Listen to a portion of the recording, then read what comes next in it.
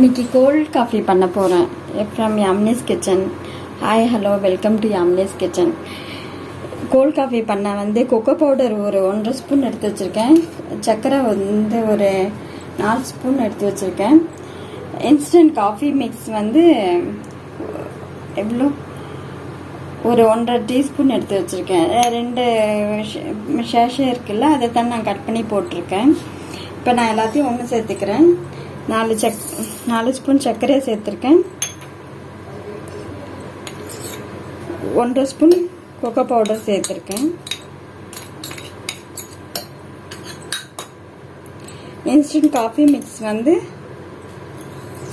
அதே மாதிரி 1.5 ஸ்பூன் சேர்த்துருக்கேன். கொக்கோ எவ்வளோ எடுத்தனோ அதே அளவு தான் நான் எடுத்திருக்கேன். Instant coffee powder. இப்போ நான் பால் ஒரு 1/2 லிட்டர் பால் நான் காய்ச்சி ஃப்ரிட்ஜில் சில் பண்ணி வச்சுருக்கேன். இதை நான் சேர்த்துக்கிறேன். இப்போ 1 கப் சேர்த்துக்கிறேன்.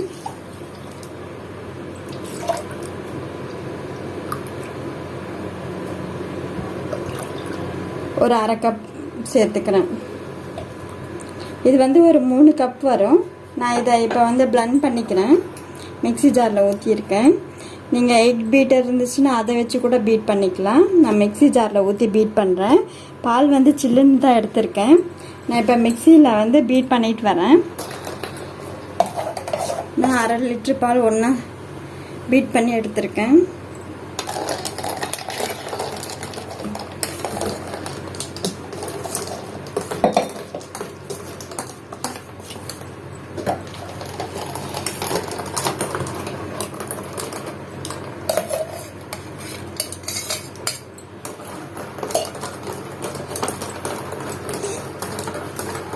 ரொம்ப சிம்பிளாக ஈஸியாக வீட்டில் இருக்கிறத வச்சு நம்மள கோல்ட் காஃபி பண்ணியிருக்கேன். ரொம்ப டேஸ்ட்டாக இருக்கும். நீங்களும் செஞ்சு பார்க்கலாம். நல்லா இந்த அளவுக்கு நல்லா திக்காக இருக்கும். நம்ம பால் நல்லா திக்காக காய்ச்சி நான் சில் பண்ணி வச்சுருந்தேன். சர்க்கரை மட்டும் 4 ஸ்பூன் போட்டிருந்தனால இன்னும் ஒரு 3 ஸ்பூன் ஆட் பண்ணியிருக்கேன்.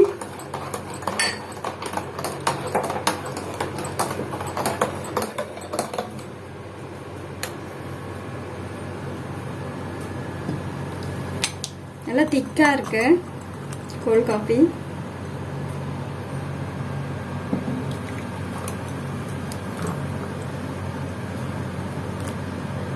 நல்லா வீட்டில் இருக்கிற பொருளை மட்டுமே வச்சு நான் செஞ்சுருக்கேன். இன்ஸ்டன்ட் காஃபி பவுடரும், அதுக்கப்புறம் கொக்கோ பவுடர், 1 லிட்டர் பால், சீனி அவ்வளோ தான் சேர்த்துருக்கேன்.